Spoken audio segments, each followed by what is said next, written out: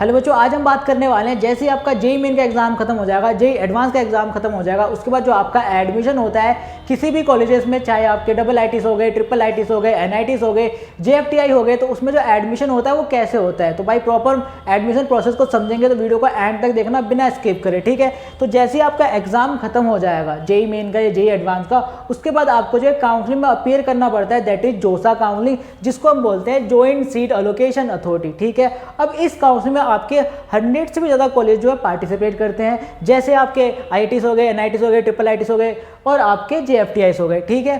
तो ये कॉलेजेस में पार्टिसिपेट करते हैं। अब थोड़ा समझते हैं जोसा काउंसलिंग के बारे में, कौन कौन से बच्चे एलिजिबल हैं इस काउंसलिंग में पार्टिसिपेट करने के लिए। देखो भाई, जिन बच्चों का जेई मेन एग्जाम क्लियर है, जेई एडवांस एग्जाम क्लियर है, दे कैन पार्टिसिपेट, ठीक है। तो ये जो बच्चे पार्टिसिपेट कर सकते हैं, ठीक है। दूसरा भाई, अगर आपको 23 आईआईटीज में एडमिशन चाहिए तो भाई आपको जो है जेई मेन के एग्जाम के बाद जेई एडवांस का एग्जाम क्लियर करना पड़ेगा, तभी आप एडमिशन ले सकते हो 23 आईआईटीज में, ठीक है। और जिन बच्चों का जेई मेन एग्जाम क्लियर है भाई, वो एडमिशन ले सकते हैं एनआईटीज में, ट्रिपल आईटीज में, जेएफटीआई में, ठीक है। समझ गए। देन थोड़ा और समझते हैं कि भाई देखो, यहाँ पे जो 2024 का जोसा काउंसलिंग हुआ था, ठीक है, उसमें बेसिकली आपके 5 राउंड हुए थे, ठीक है। एक्सपेक्ट कर सकते हैं कि 2025 में भी आपके 5 राउंड देखने को मिलेंगे, ठीक है।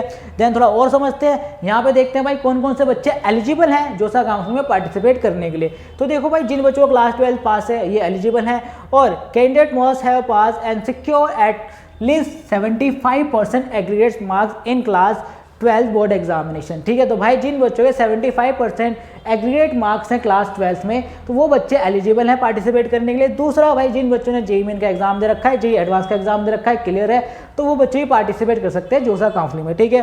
देन उसके बाद यहाँ पे समझते हैं कुछ इंपॉर्टेंट डॉक्यूमेंट की, यानी कि भाई जब आपका काउंसलिंग होता है ना, उस दौरान भाई कौन कौन से डॉक्यूमेंट आपके पास होने चाहिए, ठीक है। तो देखो भाई, क्लास 10 की मार्कशीट आपके पास होनी चाहिए, आधार कार्ड और birth certificate as proof of date of birth, ठीक है।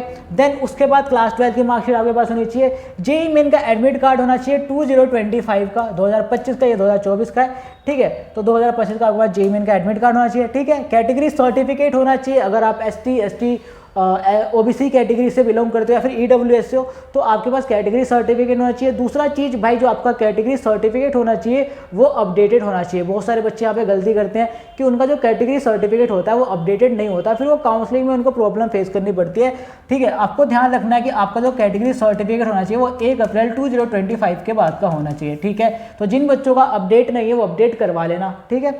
देन उसके बाद हम बात करते हैं आपका कि कोई बच्चा PWD कैंडिडेट है तो भाई उसके बाद ये सर्टिफिकेट होना चाहिए, ठीक है। 40% डिसेबिलिटी वाला है तो भाई सर्टिफिकेट होना चाहिए, ठीक है। एक copy of cross bank cheque और एन इमेज और passbook with bank account detail ready करके रख लेना भाई। देन उसके बाद मेडिकल सर्टिफिकेट, और उसके बाद कोई बंदा OCI कार्ड होल्डर है या फिर PIO कार्ड होल्डर है तो उसके पास होना चाहिए इफ़ एप्लीकेबल। देन उसके बाद passport and citizenship certificate if applicable. तो भाई ये सारे डॉक्यूमेंट आपको रेडी करके रखने हैं काउंसलिंग से पहले, ठीक है, समझ गए। देन उसके बाद हम बात कर लेते हैं थोड़ा सा एडमिशन प्रोसेस की, कैसे भाई आपका एडमिशन होता है, शॉर्ट में समझ लेते हैं इसको। देखो भाई, जैसे आपका जेई मेन का एग्जाम खत्म होगा, ठीक है, जोसा काउंसलिंग पोर्टल पर जाओगे, ऑनलाइन रजिस्ट्रेशन करोगे, रजिस्ट्रेशन फीस 0 है। बहुत सारे बच्चों को डाउट होता है रजिस्ट्रेशन फीस क्या, तो भाई रजिस्ट्रेशन फीस 0 है, बता दूं मैं आपको, ठीक है।